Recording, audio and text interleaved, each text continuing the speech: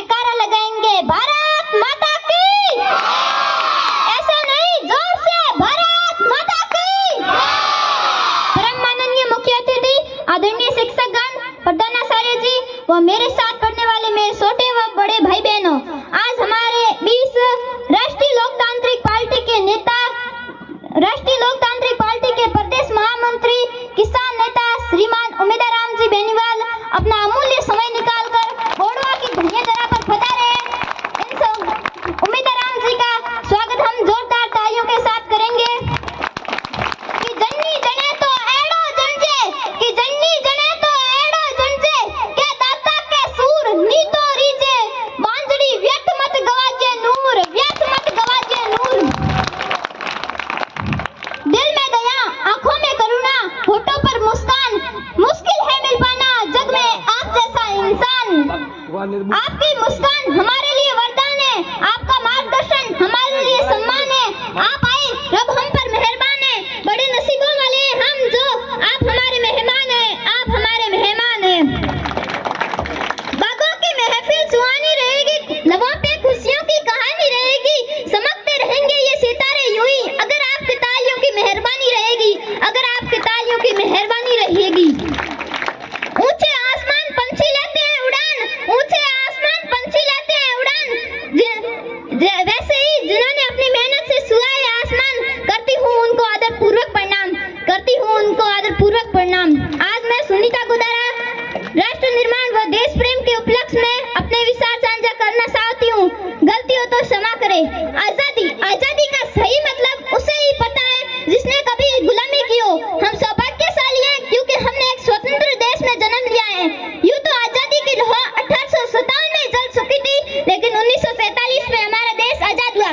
प्राचीन, मध्यकालीन व वर्तमान भारत के उदाहरणों से मैं स्पष्ट करना चाहूंगी कि जब हम फिरंगियों के फेरे में फंस गए थे, जब हम फिरंगियों के फेरे में फंस गए थे, तब रंगते बसंती झोलों की एक आवाज में टोलों के टोलों उमड़ाते थे और उनके इनकलाब जिंदाबाद और वंदे मातरम के नारों से खून में आ जाने वाला 5-5 डिग्री का तूफान अंग्रेज शासन की जड़ें हिला देता था।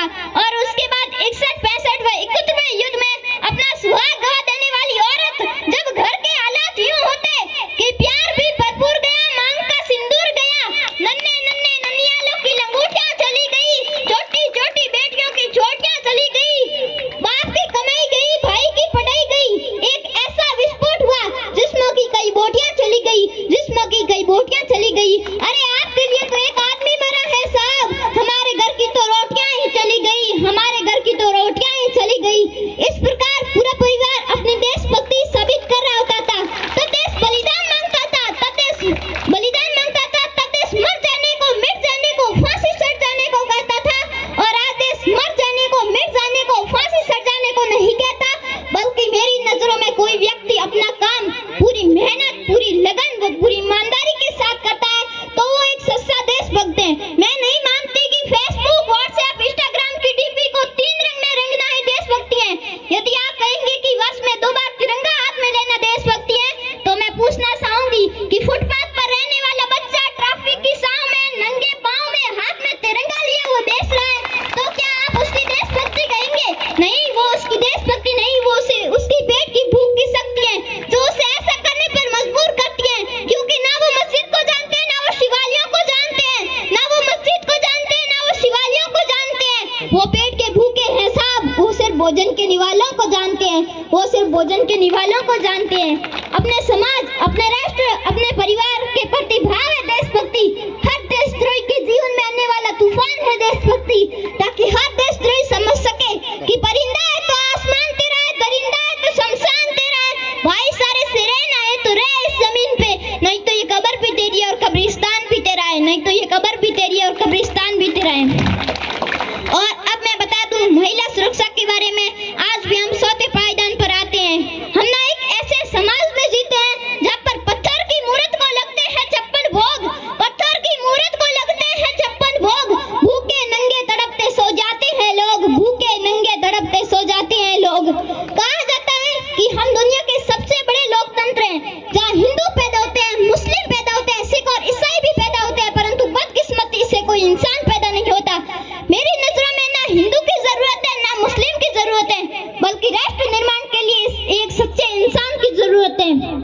हमारे देश का राष्ट्र निर्माण तब संभव होगा जब मैं आप सब मिलकर प्रयास करेंगे कि ना सरकार मेरी है ना रौब मेरा है, ना सरकार मेरी है ना रौब मेरा है, ना ही बड़ा सा नाम मेरा है। बस इतनी सी बात का गुरूर है मुझे कि मैं भारत की और ये भारत मेरा है, मैं भारत की और ये भारत मेरा है। हमारे देश का राष्ट्रगान तब संभव होगा जब नारी की पूजा नहीं, नारी की इज्जत होगी। स्वच्छ भारत स्वच्छ अभियान में केवल सरकार ही नहीं, सड़क पर चलने वाला प्रत्येक नागरिक हाथ बढ़ाएगा और स्वच्छ भारत स्वच्छ अभियान को दिल से अपनाएगा। हमारे देश का राष्ट्रगान तब संभव होगा जब एक गरीब बच्चा मध्याह्न के भोजन के लिए नहीं बल्कि ज्ञानार्जन के लिए सरकारी स्कूल की चौखट पर जाएगा, सरकारी स्कूल की चौखट पर जाएगा। I be an Indian, I be a student, I will proud to be an Indian, I will proud to be an Indian. और अब मैं सैल्यूट करना चाहूंगी सरहद पर दिन रात खड़े हर एक जवान को, हर उस पुलिस प्रशासन व हर एक किसान को और हर एक उस नागरिक को जो अपना काम पूरी मेहनत, पूरी लगन व पूरी ईमानदारी के साथ करता है, जिनके बिना राष्ट्र निर्माण की कल्पना करना भी असंभव सा लगता है, जिनके बिना राष्ट्र निर्माण की कल्पना करना भी असंभव सा लगता है।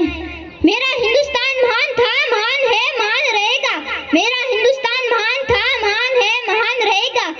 होगा हौसला सबके दिलों में बुलंद, एक दिन पाकिस्तान भी जय हिंद कहेगा, एक दिन पाकिस्तान भी जय हिंद कहेगा। अरे पाकिस्तानी क्यों, सारे जहां से हिंदुस्तान कहेगा, क्योंकि सारे जहां से अच्छा हिंदुस्तान हमारा, हम बुलबुले इसके ये गुलदस्ता हमारा। और अब मैं युवा वर्ग को विशेष रूप से कहना चाहूंगी, भले ही आपके घर परिवार के लोगों या दूसरे लोगों के बीच कोई भी मनुष्य है तो बहुत सारे मतभेद होते होंगे, कई सारी चीजें होती होंगी, लेकिन युवा वर्ग को विशेष रूप से कहना चाहूंगी कि हमारा भविष्य शिक्षा है और घर परिवार के दूसरे किसी भी विवाद से दूर रहकर सिर्फ और सिर्फ पढ़ाई पर ही ध्यान दीजिए, क्योंकि आज समाज की योजना के अंदर या समाज आपको देखकर खुश हो यहाँ पर आप पहुंच सकते हैं। बाकी जीवन में सब कुछ छोड़ दीजिए और पढ़ाई को ही प्राथमिकता दीजिए। जब आंखों में अरमान लिया, मंजिल को अपना मान लिया, जब आंखों में अरमान लिया, मंजिल को अपना मान लिया, फिर मुश्किल क्या और आसान क्या, बस ठान लिया तो ठान लिया, बस ठान लिया तो ठान लिया। जैसा सोचोगे वैसा बनोगे, जैसा सोचोगे वैसा आपके साथ होगा, जैसा